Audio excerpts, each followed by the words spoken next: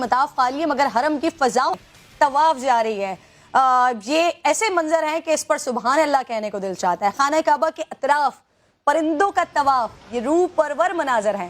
Corona virus کے خدشے پر مطاف میں طواف ایک ہفتے سے بند ہے، لیکن یہ ہر مسلمان کے لیے بہت روح پرور منظر ہے کہ خانہ کعبہ کے اوپر ہم دیکھتے ہیں کہ یہاں پر طواف اس وقت ہو رہا ہے. مطاف خالی ہے لیکن حرم کی فضاؤں میں طواف ہو رہا ہے. خانہ کعبہ کے اطراف پرندوں کے طواف کے یہ روح پرور مناظر خوبصورت ترین مناظر ہیں.